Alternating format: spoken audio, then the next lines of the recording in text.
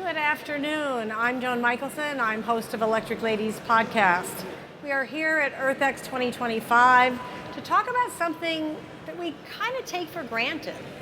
When you go home, when you're in an office, when you're at an event like this in a hotel, do you think about the paint that's on the wall? No, you just walk into the room and you might notice the color, but you don't really think about what impact it has on your health beyond that, right? Much less on the planet. So today we're going to find out more about what can make a difference when it comes to paint. Because we take it for granted, but we need it everywhere. Paint, the walls need to be painted, right? Do you have a bare wall in your house? No, you have a painted wall. So I'm here with Patrick Hughes, who is CEO of Pinnacle Coatings Group. He is a distributor for organic paint, distributed by, or sold by, manufactured by a company called Origin Paints, based in Spain. Welcome, Patrick. Thank you for joining us. Tell us, what makes a paint dangerous in the first place? There's a variety of problems with paints. We go into a room, we have that smell. A lot of people love that new paint smell. Actually, it's dangerous, right? Correct. So talk about why that smell, that new paint smell is dangerous. What is it and why? Well, to preface all that, for many years we've been supplying materials to a bunch of different entities and companies and citizens around the country. 4 or 5 years ago, one of our friends inhaled some of the products that we were selling while they were in a hospital. Wow. And the chemicals that were in the paint were what caused her to get sick. She went in for chemotherapy and she came out in a wheelchair. So that was our moment of awakening, that we were becoming reckless and we didn't know what we were doing and we were causing harm. So in order to change that, we embarked upon trying to become a better citizen. That led to where we're at now. The chemicals that are in the paints, ours and everyone else's, contain glycols, which make them not freeze, mildicides that make them not mold. You can look it up on Google. Are those considered acute toxics? You would say yes, and so would OSHA, and so would everybody else that knows anything about toxicity. But what you find out is you won't ever find that disclosed to you as a citizen or as a consumer, and we found that disturbing, so we decided to become smarter and become, I guess, a better marketer and try to do things more related to helping the planet and less about capitalism.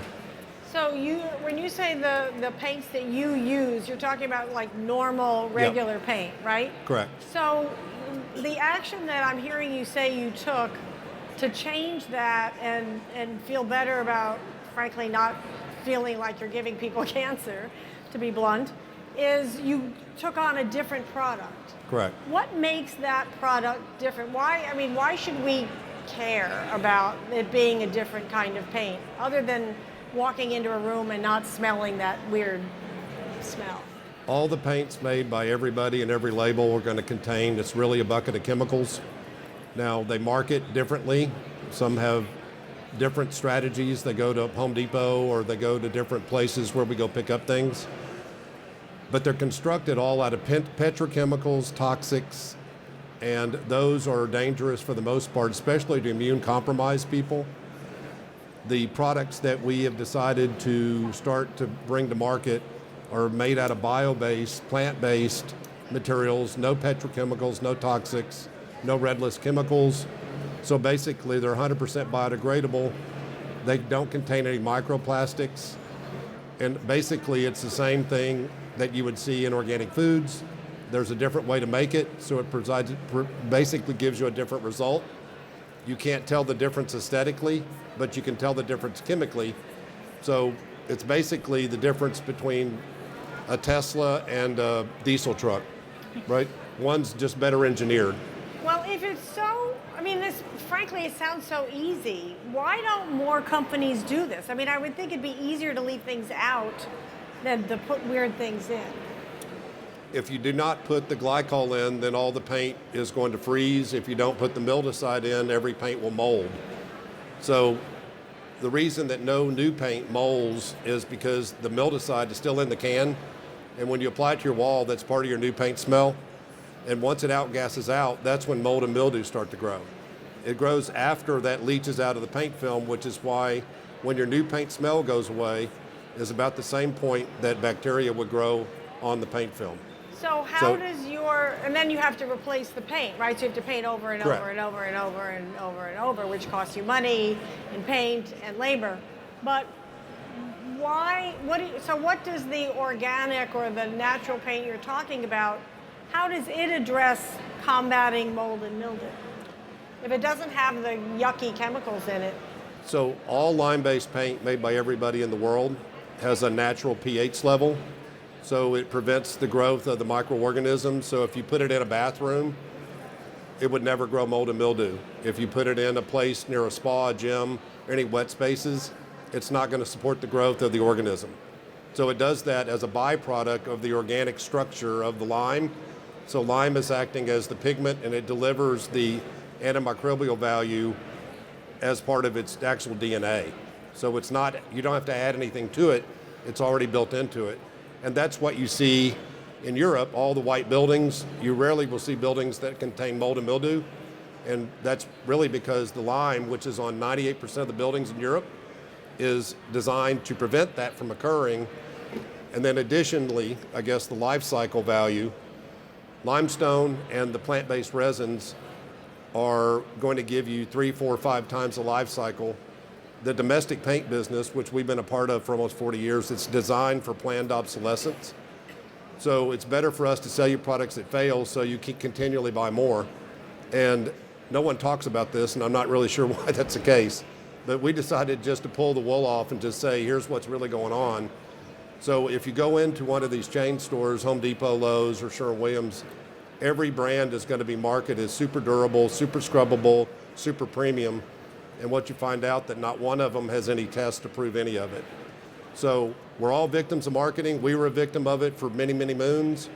We repeated some of the nomenclature that we were told by some of these people that was proven to be incorrect. And now we're trying to actually do something that's more professional and more ethical. So you said that they don't actually have the studies and the statistics and the backup, the credentials to back up the claims that they're making.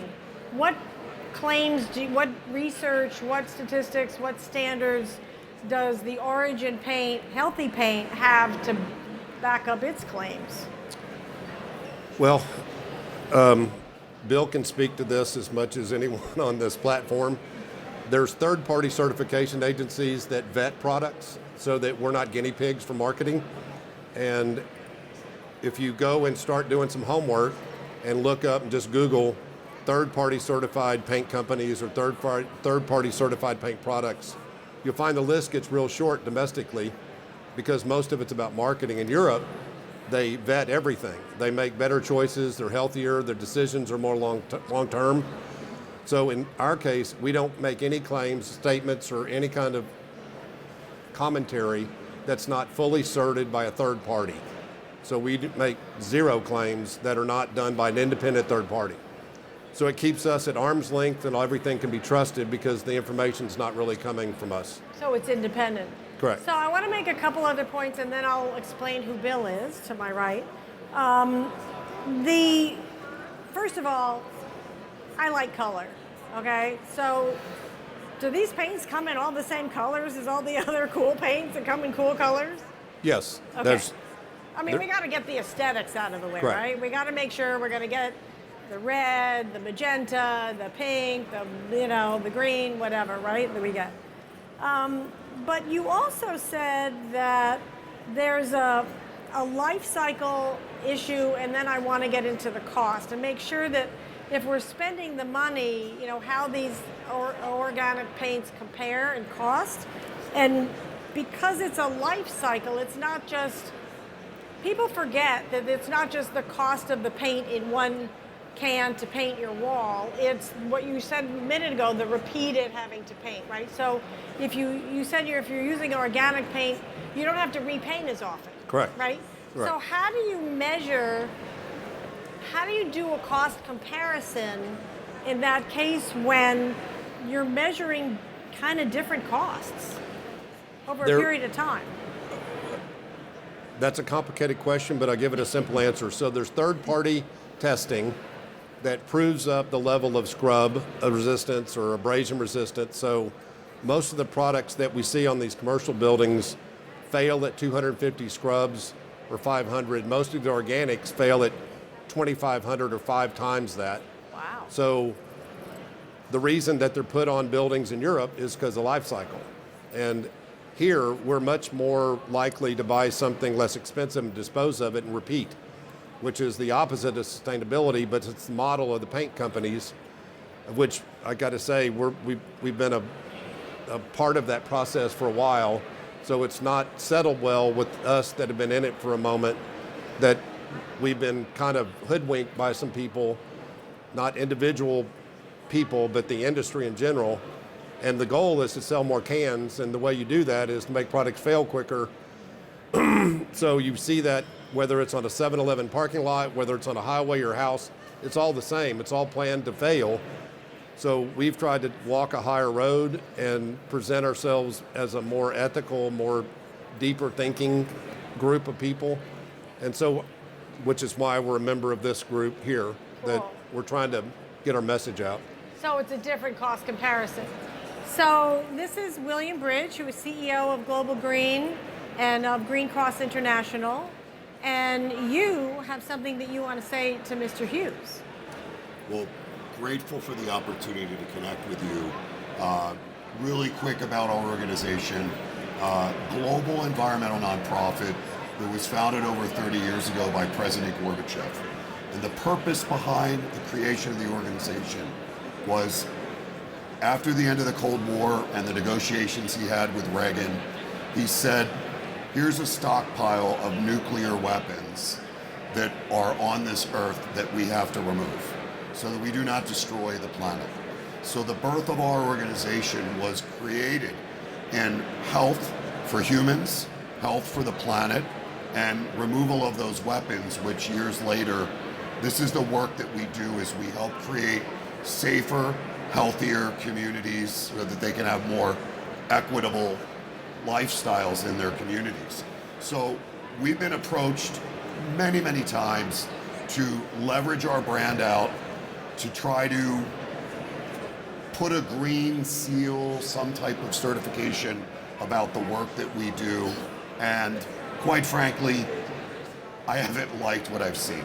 So, and our board has said, we're not ready to make that kind of a decision because we really haven't found a partner that it makes sense until now. So I met Patrick actually through the EarthX relationships a couple years ago, and we ended up having conversations over the last couple years, and I did a deep dive, our organization did a deep dive on the product, the sustainability, and how it's helping heal, because it really is, it's a healing product for humans, and I believe in exchange our planet. And we are going to launch the first global green seal of approval with his paint brand that just covers all facets of health and sustainability for people, places, and planet, and we're proud to be having this conversation. So you, Thank you. You have the plaque. Do you want to weigh in on the plaque? Or? You can give it to him if you want to give him the plaque. There's a larger story to tell. It's important to make sure that people are healthy and that we have a healthy planet and everything that constitutes that. But we're taking a little bit of a deeper dive, and we're looking at what's happening in Ukraine right now. And what we want to do is we want to make a statement about healing. We want to make a statement about health. We want to make a statement about community. So our first project is to go into Ukraine and have the paint be part of the rebuilding effort of the Ukraine so that we can show how communities can heal structurally with a rebuild, but how we can also offer solutions for those people to also be more healthy with having this product on their walls. And we have Dr. Svitlana Krakovska with us, who is a top climate scientist from Ukraine. She has all kinds of credentials that it would take me a week to recite at this point. but she's literally Nature magazine considered her one of the top 10, I think it is, scientists of any kind in the world. I think that's enough for you to get a sense. So talk to us a little bit, Dr. Svitlana, about how you're on the forefront of starting to rebuild Ukraine from this horrible war. How are you focusing on sustainable development to rebuild, to make the points that Bill was talking about having people be healthier and have it be more eco-friendly and not just, as you put it earlier in our session, just throwing up a building?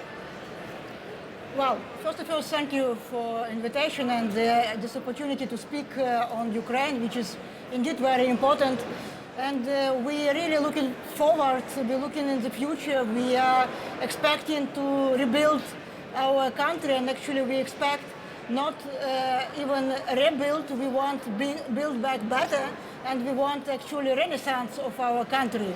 And as a climatologist, you see I have this scarf, so I just shows that I'm a climatologist, so I can answer different climatological questions.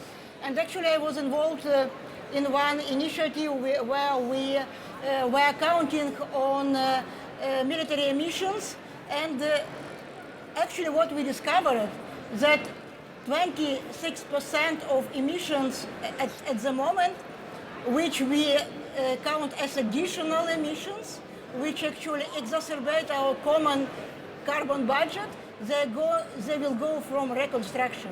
Wow. Because so 96% of the emissions? 26. Wow. 26%. So it means that, and I remember my feeling, to be honest. So when first bomb came on my native city, Kyiv, and destroyed building, I was just, okay, we will rebuild them. It doesn't matter. Just those about the buildings, lives, but not the building. Not only people. Please save people, and all these buildings we can do better. So we even not very much, worry about our old power plants, because we don't need them, I hope, anymore. We will have more sustainable energy and more sustainable buildings. And in this context, I would say that this bank we will need a lot, because anyway, we want to have our bright future. With colors which can symbolize it should be not black as I am now. So in this case, thank you so much, and I really appreciate different opportunities here at the SX 2025, just to see different opportunities to bring them to Ukraine. Yeah, to integrate sustainable development to help rebuild Ukraine. So how are you deciding how that works exactly? How is that, is there a commission? Is there, what's the body that decides, or is it like each community just does their own rebuilding? Do you have an idea of how that's going to work yet? Well, because they just started doing some rebuilding. Okay, even before this full-scale invasion, actually, we had the so-called Covenants of Mayors. So it's different cities who sign obligation to have net zero emissions till 2030. And as far as I know before again, and now they're growing. Before full-scale invasion, there were over 200 cities, small cities, big cities. They have these plans for energy and for climate adaptation and mitigation, let's say. So at the moment we have, unfortunately, many cities just destroyed, completely smashed, and we still don't know many. Okay, we still have over 30% of our territory occupied. We hope to get it back, of course, and we still don't know how people will live there. Yeah. We have our committee about demining again, so because this territory actually mined, so we can't bring people right after the liberation. Right. We had this problem actually in our north part where I'm living. So we are thinking, we have many NGOs actually who think about this and who actually built new cities, new villages for refugees. I didn't say actually it's 26% for reconstruction, but we still have 6% of these emissions. So in total, it's 230 million of ton equivalent CO2. Wow. Wow. Well, hopefully that'll be reduced. Actually, it's overall of 4 countries in Europe. It's annual emissions of 4 countries like Wow. Austria, Czech Republic, Hungary, and Slovakia. Wow. So it's huge amount. And of this, actually, 36% it's war fire, 21% it's landscape fire, again, 26 reconstruction, 6. Well, imagine all the hospitals, all the schools, all the homes that have to be rebuilt. They all need paint, right? You don't want kids having to breathe those horrible chemicals at all, right? So, Patrick, in closing, just tell, like, how would the kids learn better? I mean, if there's kids who have asthma or there's kids who have, you mentioned immunocompromised, just explain a little bit about how much better their lives might be if they're not in a space with toxic walls. Well, first I'd say it's a bigger issue than paint. It's in food, carpeting, there's chemicals everywhere, and you can do your vetting by looking up certain third-party vetting companies. One of them is an outfit called MindClick, and they do all the vetting for you. So they take the products, then they tear them apart, and they tell you what's in them, they tell you what harm, and they give the people a measurement. So instead of being a guinea pig for what you don't know about, and they haven't got into food yet, but they've got into all the building materials, the carpeting, the floor coverings, even hardwood floors, which you take for granted. A lot of the reason that those are bought offshore is they're filled with formaldehyde, and that's super dangerous. So anyway, there's just a lot of things that are going on. All of us are victims. We were recklessly lied to for decades, and then we repeated it, and we're not going to do that anymore. And so we're engaging with different people to move this conversation in a more professional manner. And buildings need all of these things, right? Yeah. So we need to be more conscious about what we put indoor as well as outdoor. Thank you, Patrick Hughes, Pinnacle Coatings Group, Svitlana Krakovska of Ukraine, and William Bridge of Global Green. And thank you all for joining us today. And before we close out, we want to give you, Patrick, our official Global Green seal of approval. You are the first. And congratulations. Thank you. We look forward to working with our EarthX family to spread the word, spread the message. Trallo sits on the board of Global Green, so we know we're going to have a messenger that's really going to be able to help put this out there. So thanks, everyone. Thank you. Thank you. Thank you for joining us. Have a great day.